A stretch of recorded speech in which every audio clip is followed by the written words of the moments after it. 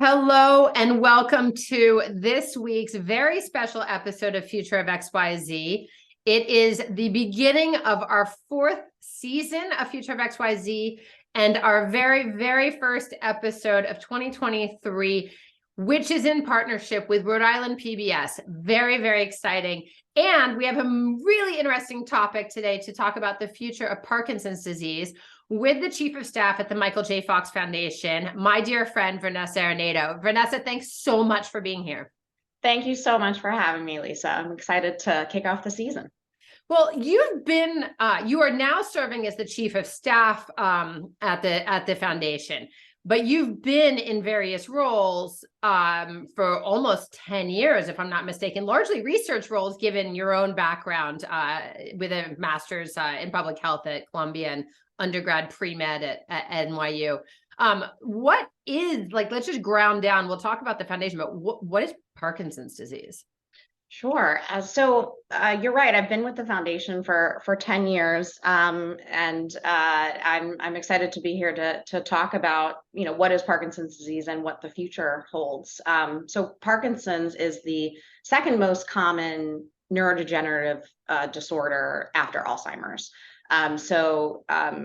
Most people know Parkinson's to cause common movement changes or motor symptoms, right? So a tremor, slowness of movement, or changes in gait, like the ability to walk. But what's equally impacted are some non-motor symptoms as well. So changes in cognition and the ability to think, as well as autonomic dysfunction, so changes to the autonomic nervous system. And everyone kind of gets their own version of the disease. The journey with Parkinson's is different for everyone. So if you've met a person with Parkinson's, you've really only met one person with Parkinson's, as we like to say. So it's a pretty heterogeneous disease. Which I imagine makes it very tricky both to study and find cures for. I mean, how many people in the US and or in the world are affected by Parkinson's? Estimates suggest that it's around 1 million people in the United States that are affected by Parkinson's disease, and probably somewhere around 6 million people worldwide living with Parkinson's today. But with age being the biggest risk factor for Parkinson's disease, so most people get diagnosed with Parkinson's after the age of 60, around there. That number is actually expected to double by the year of 2040. So, the time is now to really think about investing in and getting involved in Parkinson's research. A recent study in a journal, NPJ Parkinson's disease, actually suggests that the number of new cases of Parkinson's in older adults in the US may actually even be higher than the current estimates. It could really be up to nearly 90,000 new cases of Parkinson's every year. Wow. So it's really, the incidence and I think the impact of Parkinson's disease continues to grow. Well, it was one of the questions I was going to ask, actually, because age is such a factor. I mean, in the case, however, of Michael himself, he was very young, and it brought awareness very, very quickly, I think, to something that otherwise was, previously kind of probably shunted off as an old person's disease. Mm-hmm. But it was one of the questions, which is as the American but global population ages, but especially the American one, is this growing? And the answer, I mean, those are some shocking numbers. Absolutely. Yes, absolutely. It is. It makes your guys' mission more critical, I would say, than ever. Can you talk a little bit, I mean, both about, kind of how this came about and when and what your mission is and kind of how it operates? Sure. So the Michael J. Fox Foundation for Parkinson's Research was founded in the year 2000 by Michael J. Fox and our current CEO and co-founder, Debbie Brooks. From day one, and actually this continues today, the mission of the foundation is to accelerate the development of better treatments for people living with Parkinson's, by accelerating the research that you need in order to get to new treatments. And our business model is we want to go out of business. We want to find a cure, and we want to shut our doors, and we want to do that as urgently as possible. 20-ish years later, there's been actually a lot of progress. To your point, it was not really a disease that was, I think, as common in our vernacular, and now I think it's you'll see much more of this in the media, and our ability to just talk about it as a community. As I mentioned, it's the second most common neurodegenerative disorder behind Alzheimer's. So it needs to be a topic of conversation. And so, our mission to accelerate those treatments, we're having an impact for sure. We partner most importantly with the Parkinson's community, people living with Parkinson's, people who are affected by Parkinson's because their family or friends have it. And as well as, pharmaceutical companies, biotech companies, regulatory agencies, all of the sort of partners that are needed in the research ecosystem to get better drugs or get better interventions to people living with Parkinson's. And I guess better coverage also, right? I mean, in that regulatory / governmental, yeah. Yes, having better treatments doesn't really help anyone if you can't actually access it, right? So, since 2014, some good news is that the FDA has actually approved 18 new Parkinson's disease therapies, including 2 treatment options that were actually funded by the Michael J. Fox Foundation in the early days. That's great. And there's more than 105 unique therapeutic approaches that are currently being tested in Parkinson's disease. So listen, most of those— How many did you say? 145 that we know of, actually. And that's global, or that's US specific? That's globally that are being tested. But here's the thing about drug development, right? Is most therapeutic programs, they're not going to make it to that finish line for various reasons. But the fact that we know that there are 145 different unique therapeutic approaches means that we've got a lot of shots on goal. And, I think that's something to be hopeful for as we look forward. Well, especially as we think about what just the breakthrough in Alzheimer's that just happened, right? I mean, everything is a possibility. And even if it's not the panacea that we hope and the magic pill, it obviously everything helps, as you're talking about. One of the questions that's come up, and before we come back to the foundation, one of the questions that's come up, because you guys obviously are funding research that is kind of far out to, as you say, eradicate Alzheimer's, but also to help those people who are living with and or will be living with Alzheimer's with Parkinson's in the interim. I think one of the things that's very curious to me is it affects the dopamine level. Parkinson's affects dopamine in the brain, right? Which coordinate, as you said, movement and all those kinds of things. Is there a way, or maybe that's one of the trials, of regenerating dopamine once it's lost, or how can the body get it back, or one of the things looking at synthetics? So it's a great question, and that is absolutely a field of study for drug development. Absolutely. So the link between Parkinson's and dopamine loss is well established. So that's definitely an approach that different programs are taking. Can you actually regenerate that, and would that actually have an impact on someone who has Parkinson's? We certainly do not want to limit ourselves to just that. So the pathology and sort of underlying biology of Parkinson's is actually even more complex than just the loss of dopamine.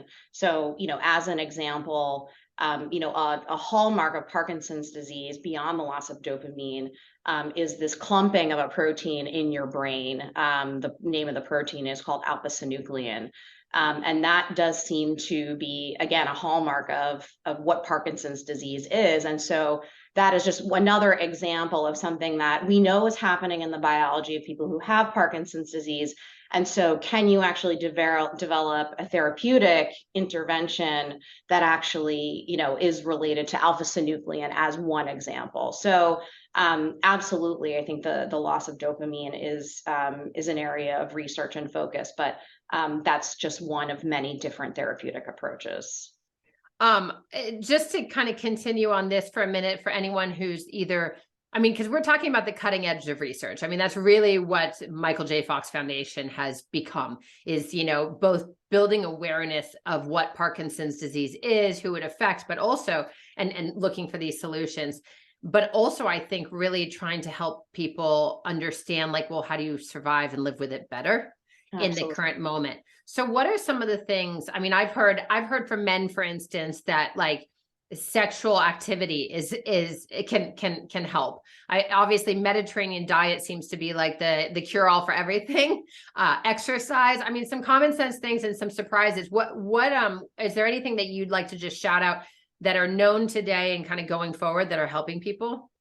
Sure. Well, so I would say the first thing is that we recommend to anyone, that we meet that has either been living with Parkinson's for a while or is newly diagnosed.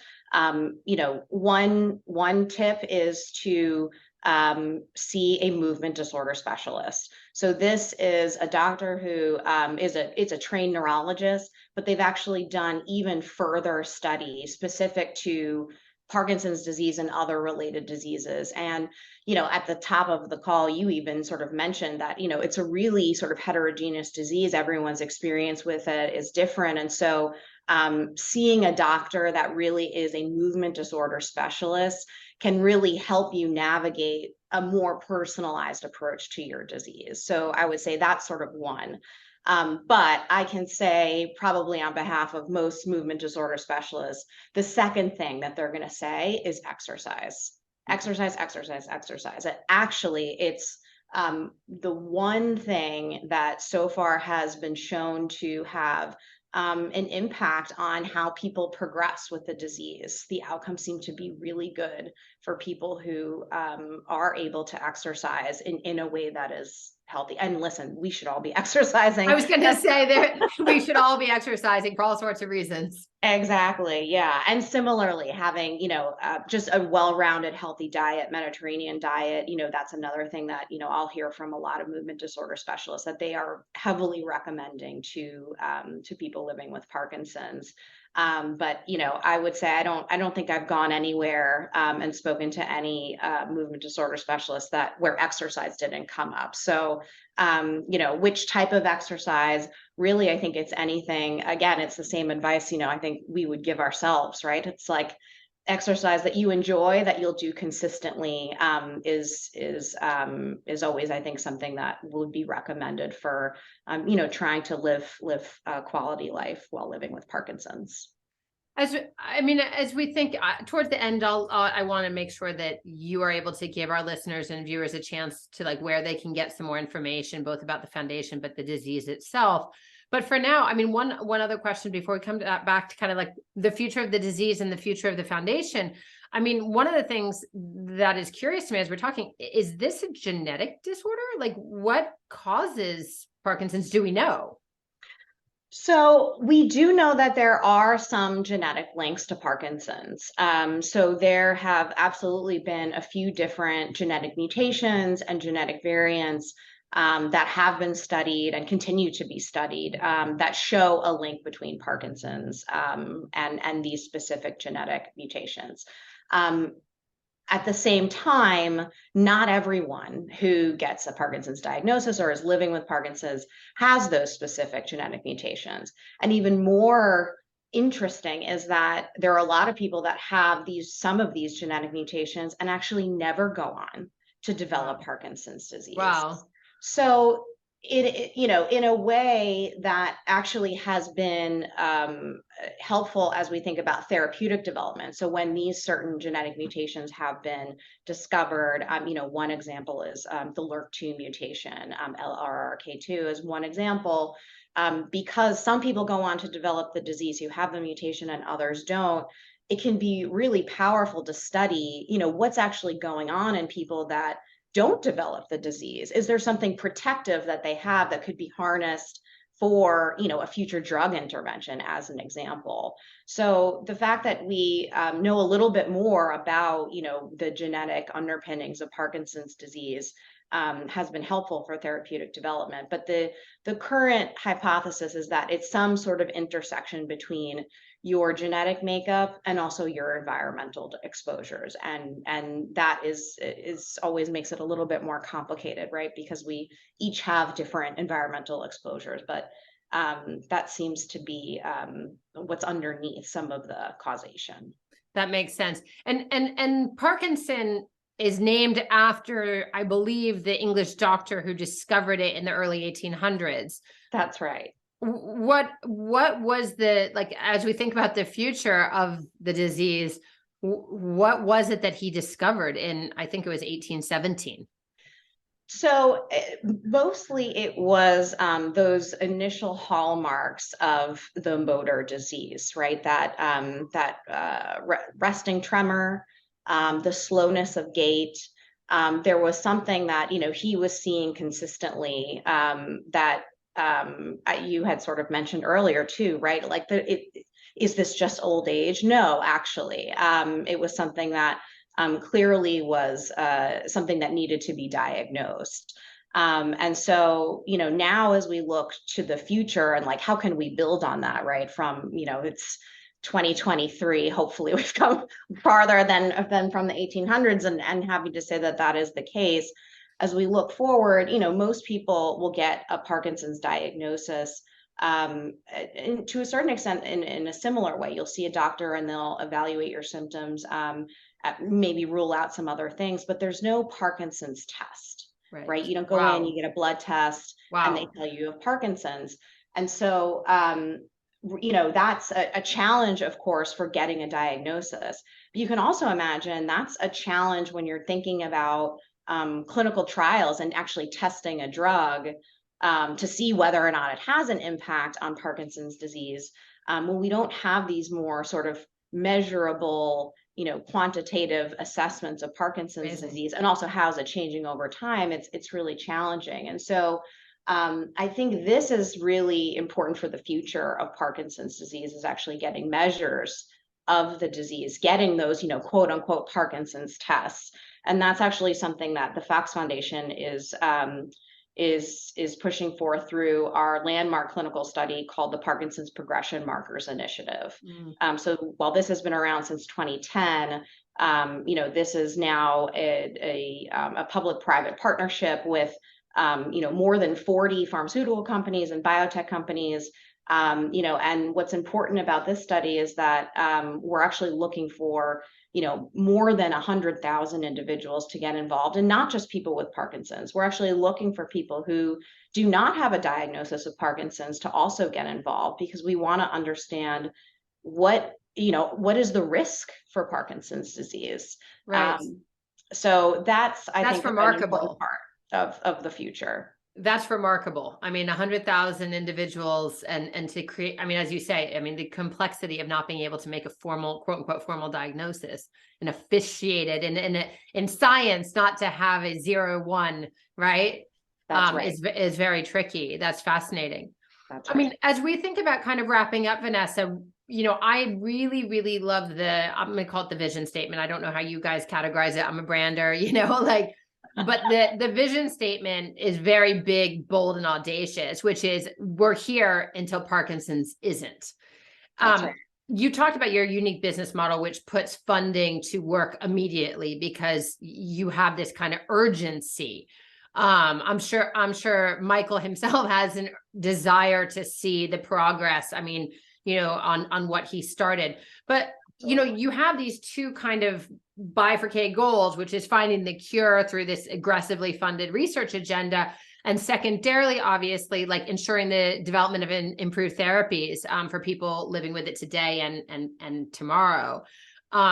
When we think about wrapping up, like, how would you think about the future of Parkinson's disease in summary? And how secondarily would you like our listeners and viewers to kind of get involved and learn more? So the first thing I'll say is I hope everyone visits our website, michaeljfox.org.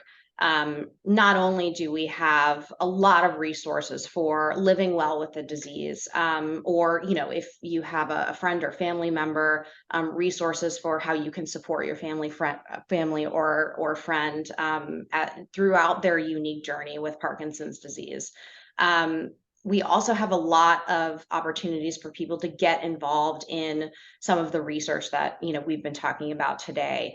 Unless people are able to, step up and participate in research, we're not really going to be able to accelerate those better treatments as quickly as we can. So, one of the things that the foundation is really focused on, we were founded by a person with Parkinson's.